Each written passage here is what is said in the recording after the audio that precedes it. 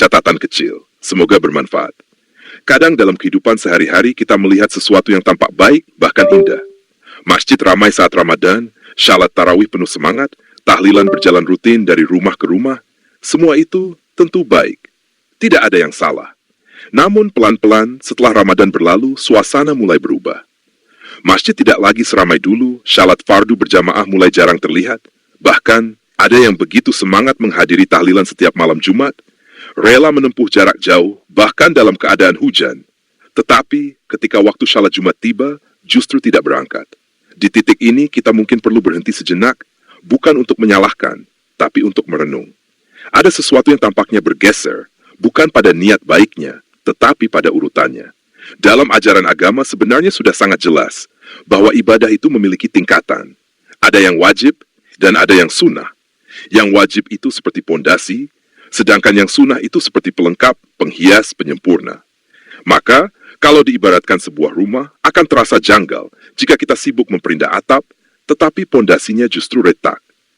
Para ulama sejak dulu sudah mengingatkan hal ini. Imam An-Nawawi pernah menjelaskan bahwa amalan wajib itu lebih utama daripada amalan sunnah, karena ia adalah perintah yang tidak boleh ditinggalkan. Lalu Ibnu Taimiyah juga mengingatkan bahwa orang yang sibuk dengan amalan sunnah, tetapi melalaikan yang wajib, sesungguhnya sedang tertipu. Dan Imam Al-Ghazali menambahkan bahwa hakikat ibadah bukan hanya banyak amalan, tetapi bagaimana kita menempatkan amalan itu pada tempat yang benar. Disinilah kita mulai memahami bahwa persoalannya bukan pada rajin atau tidak rajin, tetapi pada ketepatan dalam memilih yang utama. Kadang, manusia memang lebih mudah menjalankan sesuatu yang ramai, yang ada suasananya. Yang terasa kebersamaannya, sementara yang rutin, yang sunyi, yang tidak selalu terlihat orang, justru sering terasa lebih berat. Padahal justru disitulah letak nilai sebenarnya. Ibadah yang paling dicintai bukan hanya yang besar di satu waktu, tetapi yang terus dijaga, meski kecil, namun istiqamah. Maka tarawih itu baik, tahlilan itu baik, sedekah itu baik, namun menjaga syalat fardu, terutama berjamaah, itulah yang lebih utama. Ini bukan soal membandingkan, tetapi soal menata. Bukan soal banyaknya amalan, tetapi tentang urutan yang benar dalam beramal. Saudaraku, kalau hari ini kita merasa masih belum sempurna, itu wajar. Kalau masih sering lalai, itu juga manusiawi. Yang tidak boleh adalah merasa cukup, lalu berhenti memperbaiki. Mari kita mulai dari yang paling dasar, yang paling pasti, yang paling Allah cintai. Jaga syalat 5 waktu, usahakan berjamaah tepat waktu, meski pelan-pelan, meski belum sempurna. Karena dari situlah, semua kebaikan lain akan ikut tertata.